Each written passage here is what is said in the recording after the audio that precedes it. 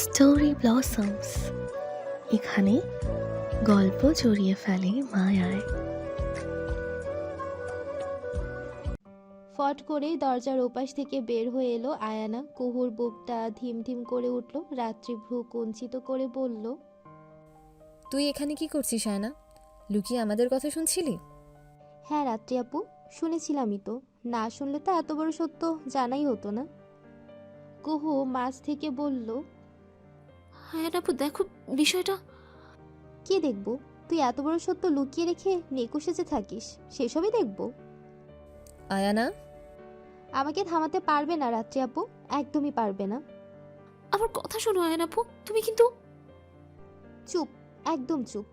তোদের দুই বোনের ন্যাকামি শেষ আমি করবই। বেয়াদব কোথাকার, ভেতরে ভেতরে এত কিছু করে, সবার সামনে আবার মহান সাজা। আয়নার হাতটা ধরতে গিয়েছিল কুহু, কিন্তু পারল না। আয়না ফট করে পা বাড়িয়ে চলে গেল। কুহু অসহায় হয়ে পড়ল। অন্ধকারের মধ্যে রাত্রিকেও ভীষণ অসহায় দেখালো। ও আসলেই বুঝতে পারল না কি করা উচিত। আবির দীপ্র একসাথে বসে আড্ডা দিচ্ছিল। অমন সময় আয়নাকে আসতে দেখা গেল। হন হন করে এসেছে সে। দীপ্র দাদা ভাই, দীপ্র দাদা ভাই। ওর কণ্ঠে দুজনেই তাকালো। দীপ্রর ভ্রু কুঞ্চিত হলো। আয়না হাঁপিয়ে গেছে একদম। কুহু কত শেয়ানা, কত শেয়ানা তুমি জানো?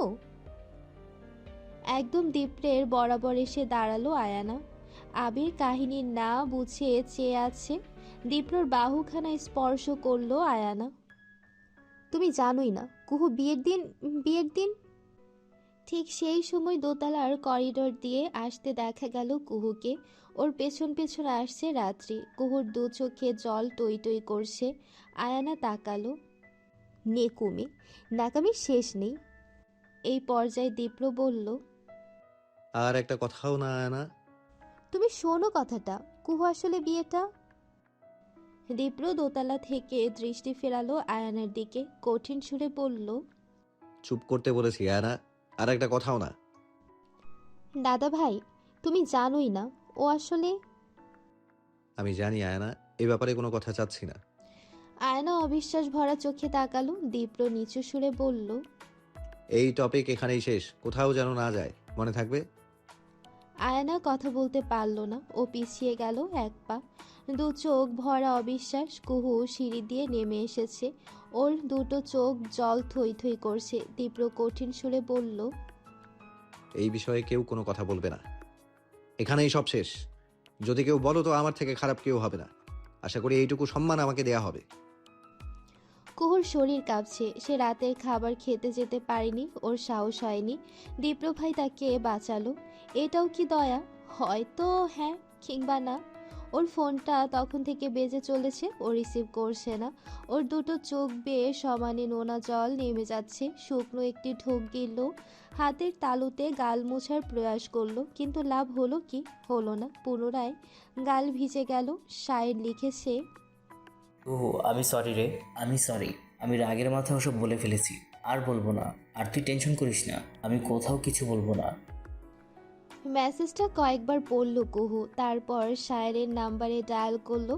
একটা সেকেন্ডও লাগেনি রিসিভ করতে। শায়ের একই ভঙ্গিতে সরি বলতে বলতে বলল, দোস্ত, আমি বলবো না, কাউকে বলবো না বিষয়টা। তুই প্লিজ মাফ কর, মাফ কর আমায়। সবাই সব কিছু জেনে যাবে শায়ের। আরে না পাগল, আমি তো বললামই, কোথাও বলবো না। তোর বলতে হবে না, তোর হয়ে অন্য একজনই এ কাজ করে দেবে। থ্যাংক ইউ রে, আমার অসহায়ত্বের সুযোগ নিয়ে এভাবে শেষ করার জন্য। Thank you so much. বলে কল কাটলো কুহু। শায়ের বারবার হ্যালো হ্যালো করলো, কল করার চেষ্টা করলো, কিন্তু লাভ হলো না। কুহু তাকে ব্লক করে দিয়েছে। রাত্রে এসে বসলো কুহুর পাশে। কুহু কথা বলল না, নড়ল না, মেঝেতেই বসে রইল। রাত্রে কুহুর মাথায় হাত বুলিয়ে বলল, যা হবার হয়েছে কুহু, আমরা আর এটা নিয়ে ভাববো না। আয়ানাকেও নিষেধ করা হয়েছে, তুই টেনশন করিস না। কুহুর গলাটা ধরা, কথা আসতে চাচ্ছে না, তবুও ভাঙা কণ্ঠে বলল, তীব্র ভাই আমাকে কেন বাঁচালো রাত্রিপু? উনি আবারও আমায় দয়া দেখালো, তাই না? দয়া দেখালো আমায়, আমি দয়াতেই রয়ে গেলাম। বলে ঠোঁট কামড়ে কান্না আটকালো কুহু। রাত্রির ভেতর থেকে কোনো শব্দই এলো না। ও পুনরায় মেয়েটির মাথায় হাত বুলিয়ে দিল, বলল, তুই বরং দীপ্র ভাইয়ের সাথে কথা বল কুহু। দীপ্র ভাই সবটা বলতে পারবে। তবে একটা কথা, মানুষটাকে আর দোষারোপ করিস না। আলটিমেটলি তার কোনো দোষই নেই, তবু এত দিন সব কিছু সহ্য করেছে। রাত বিরাতে দীপ্রর ঘরে এসে দাঁড়িয়েছে কুহু। ওর দুটো চোখ জলে থই থই করছে। দীপ্র কি বলবে বুঝতে পারছে না। পরিস্থিতি এতদিন একরকম ছিল, আজ আরেক রকম। অনেকটা দ্বিধা নিয়ে বলল, সকালে কথা হবে কুহু, এখন ঘুমাতে যা। কুহু নড়ল না। দীপ্র চেয়ে রইল। মেয়েটিকে কেমন যেন দেখাচ্ছে। কি বললাম শুনিসনি? আপনি আমায় আবারও দয়া দেখালেন? দীপ্রর যে কি পরিমাণ রাগ হলো, ও নিজেকে ধরে রাখতে ব্যর্থ হলো। মেয়েটি সব সময় তাকে আঘাত করে। ঘরে যেতে বলেছি কুহু। আপনি আমাকে দয়া দেখিয়েছেন, তাই না? এই পর্যায়ে দীপ্র নিজের রাগ ধরে রাখতে পারল না। ও হিস হিস করে এগিয়ে গেল কুহু, কিন্তু ভয় পেল না। আর একবার দয়ার কথা বললে ঠাস করে চট বসাবো। সেটাই পারবেন, কারণ আপনি ছেলে, আমি মেয়ে। আমার উপর জোর খাটানো যায়। কি জোর খাটিয়েছি আমি? আপনি কেন বিষয়টা সামনে আনতে দিচ্ছেন না? আপনি জানতেন আমি পালাবো, তাই বিয়েটা ভেঙেছেন। বলেন এটা সত্যি কিনা। দীপ্র মৌন রইল। কুহুর শব্দ করে কেঁদে ফেলল। আমাকে আদৌ আপনি বাঁচালেন নাকি মেরে ফেললেন? আমি নিজেও বুঝতে পারছি না দীপ্র ভাই। আমি দয়া নিয়ে বাঁচতে চাই না, চাই না দয়া নিয়ে বাঁচতে। এইবার দীপ্র শান্ত হলো। ও দম ফেলে বলল, সেটির জন্য আমার সাথে কথা বলা উচিত ছিল না কুহু। বিয়েতে তোর পুরো মত ছিল না। তোর মতের বিরুদ্ধে গিয়ে বিয়েটা এমনিতেও হতো না। কিন্তু তুই একটাবার আমাকে বলেছিস? বলিসনি তো। উল্টো আমাকে ছোট করতে চেয়েছিলি, বিয়ে ভেঙে পালাতে চেয়েছিলি, অপমান করতে চেয়েছিলি, তাই না? ঠিক তাই। কুহু তাই চেয়েছিল বিয়েটা ভাঙতে, এই স্বার্থপর মানুষগুলোকে অপমান করতে। কিন্তু সেই পরিকল্পনা সফল হওয়ার পূর্বেই বিষয়টা ঘুরে যায়। দীপ্র নিজ থেকে বিয়েটা ভেঙে দেয়। ফলে উল্টোভাবে কুহুরই অপমান হয়ে যায়। কুহু ঠোঁট কামড়ে বলে, আপনিও তো জানতে চাননি আমার কাছে আমার মতামত আছে কি নেই। জানার সুযোগ ছিল আমার কাছে? আমি আসার পূর্বেই সব ঠিকঠাক হয়। আমি এসে কথা বলার আগেই তুই ডিসিশন নিয়ে রেখেছিলি। আর আপনি সেটা জেনে সুযোগটা কাজে লাগালেন, আমাকে অপমান করলেন, তাই না? ফোঁস করে দম ফেলল দীপ্র।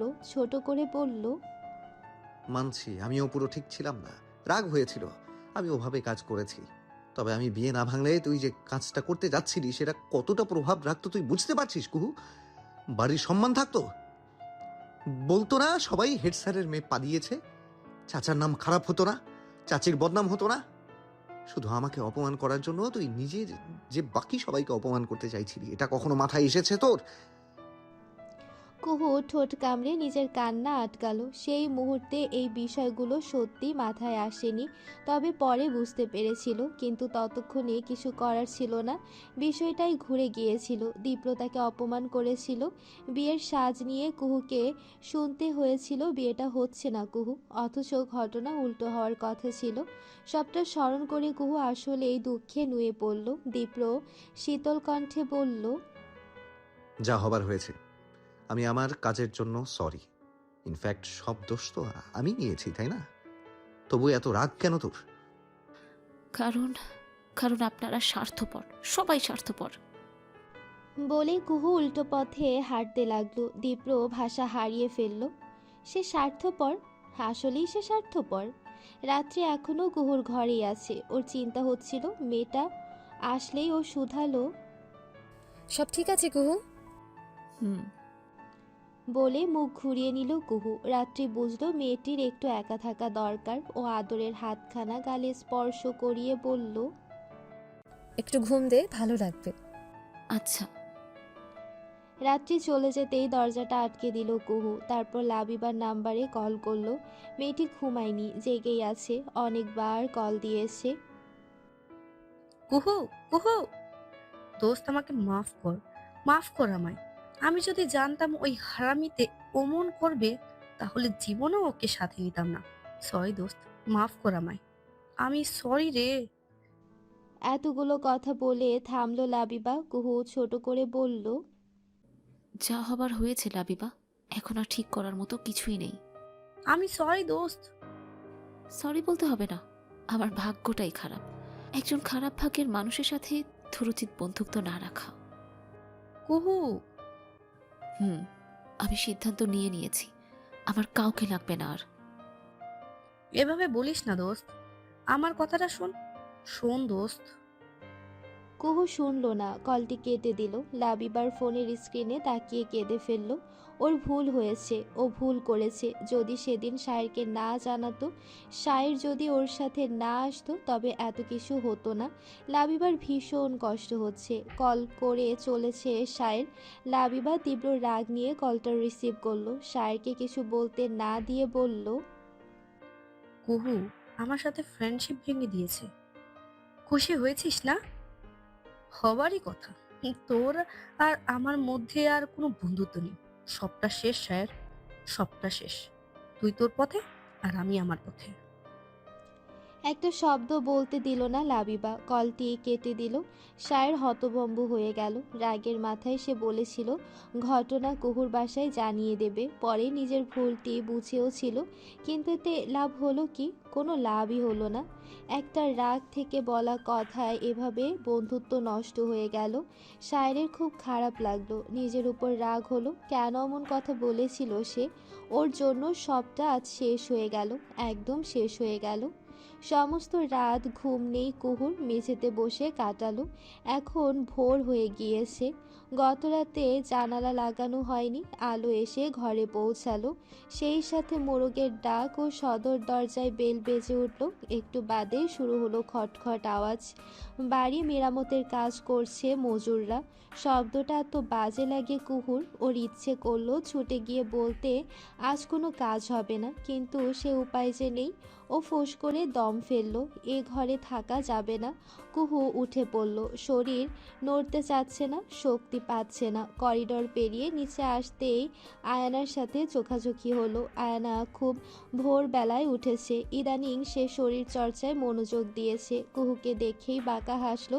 তিরস্কার পেয়ে কুহুর মনটা বিষাদে ভরে উঠল। ও ঝামেলা না করে এক কাপ চা বানাতে রান্নাঘরের দিকে এগোচ্ছিল।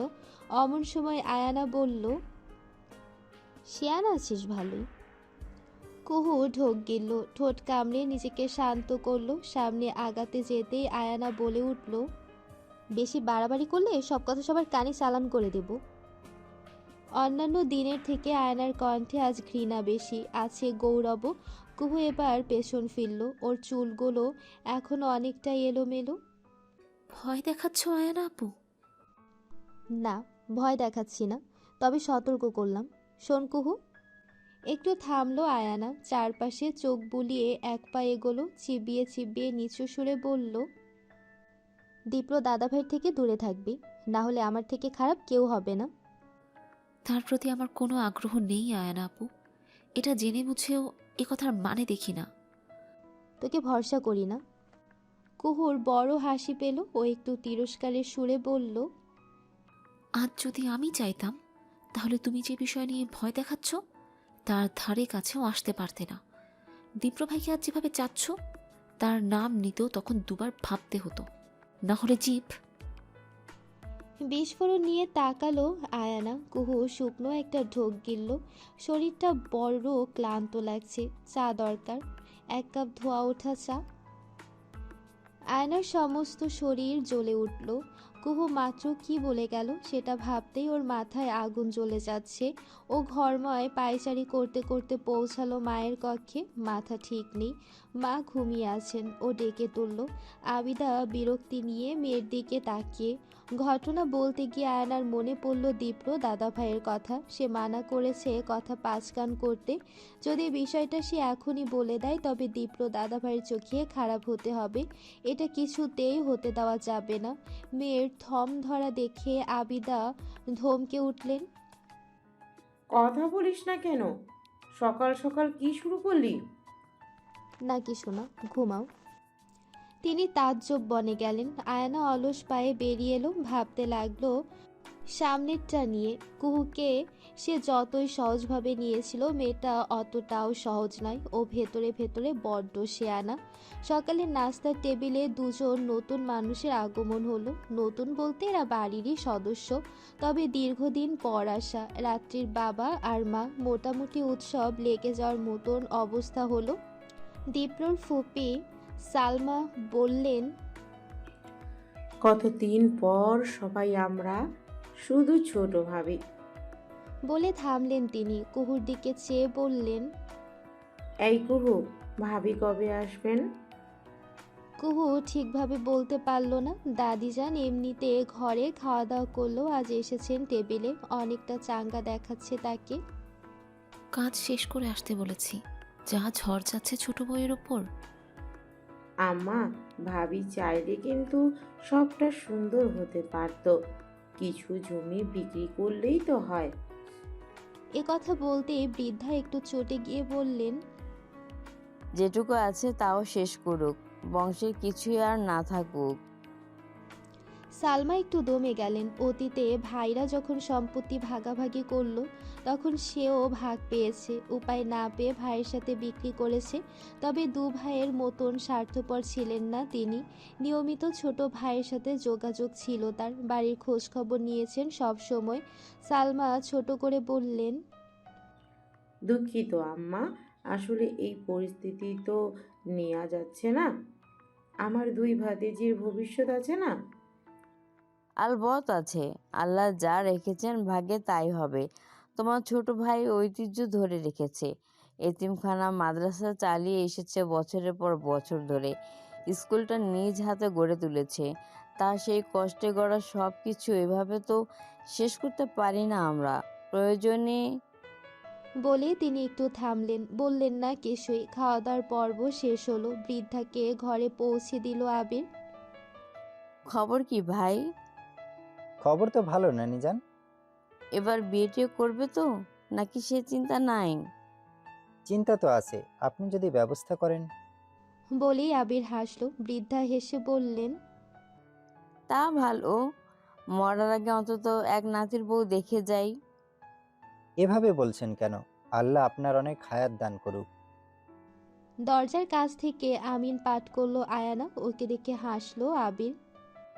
দাদিজানের অনেক হায়াত হোক। আরে আর কত, এ তো হায়াত দিয়ে হবেই বাকি। সবাইকে একসাথে দেখতে পারলাম, এখন মোড়েও শান্তি। তবে এর আগে যদি নাতি বউ দেখে যেতে পারি।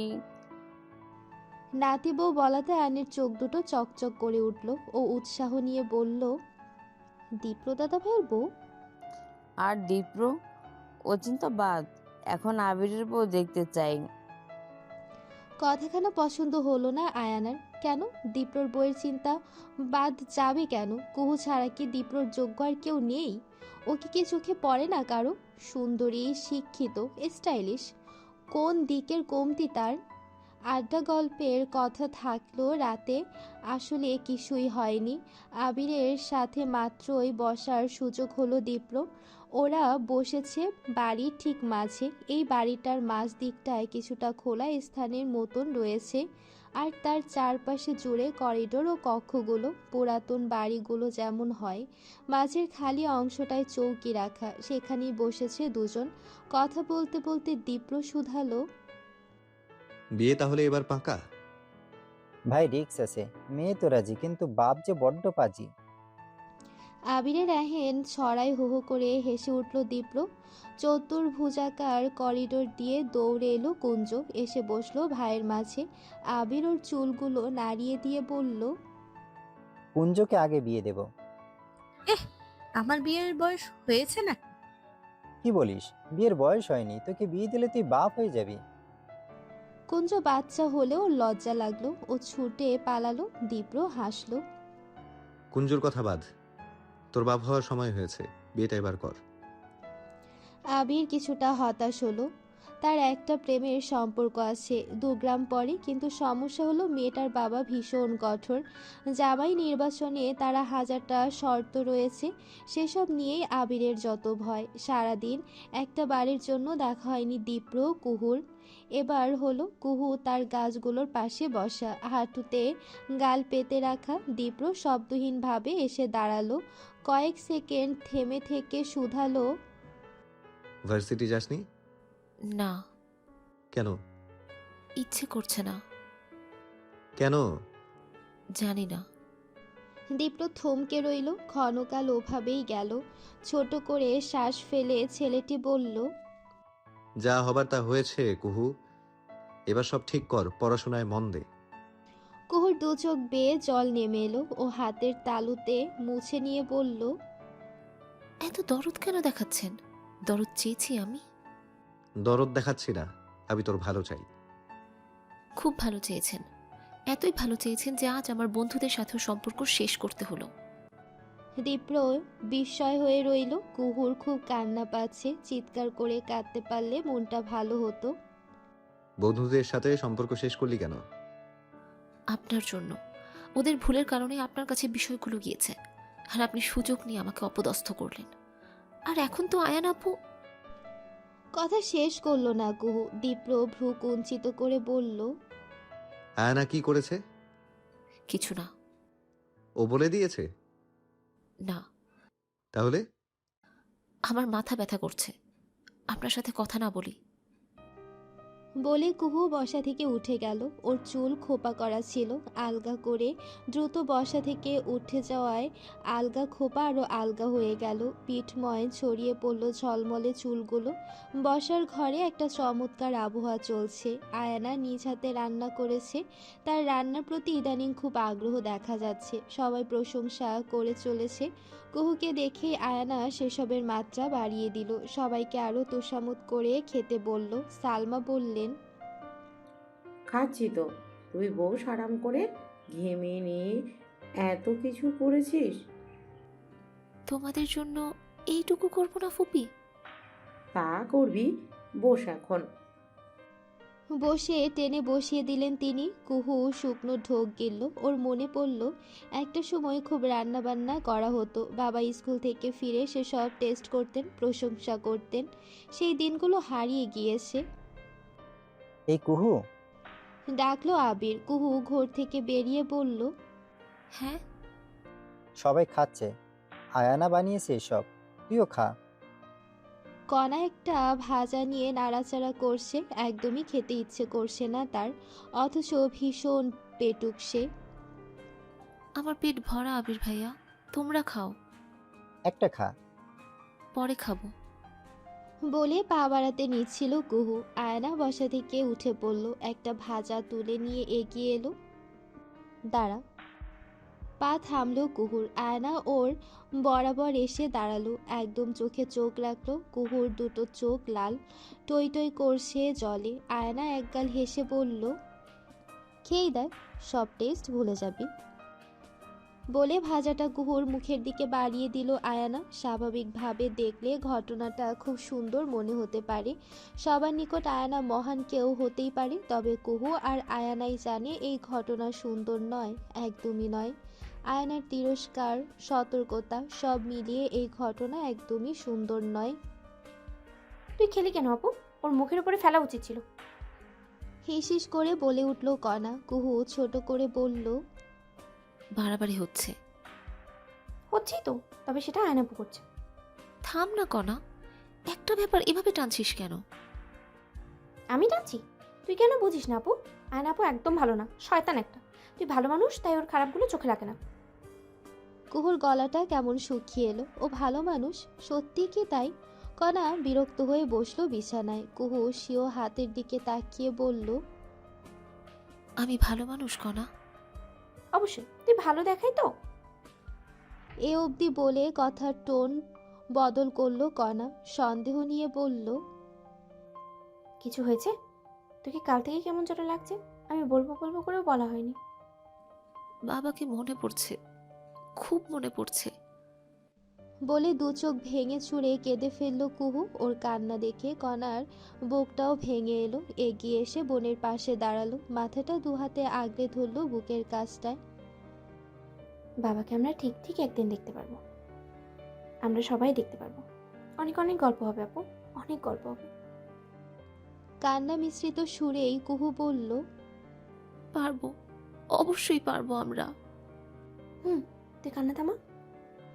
বলে দু চোখের জল মুছিয়ে দিল কণা। কুহু হেসে ছোট বোনের হাত আগলে ধরল। কণা চেয়ে রইল। তুই আর মা ছাড়া আমার আসলেই কেউ নেই রে কণা। তোরা কখনো ভুল বুঝিস না আমায়। ভুল কেন বুঝবো? এগুলো বলছিস কেন? এমনিই বললাম। আমারও তো কেউ নেই আপু, তুই আর মাই আছিস। দরজার কাছ থেকে দু বোনের এই দৃশ্যটি দেখল জেবা। ওনার ভেতরটা কেমন করে উঠলেন। নিজের ছেলের উপর রাগ হলো। ছেলেটা বিয়ে ভেঙে দিয়ে মেয়ে দুটোকে আরও নিঃস্ব করে দিয়েছে। এখন বাকি কাউকে ওরা আপন ভাবতে পারছে না। দীপ্র ট্রাউজারের পকেটে হাত রেখে জানালা দিয়ে তাকিয়েছিল। বাইরে থেকে চাঁদের এক ছটা আলো এসে পড়েছে ওর শরীরে।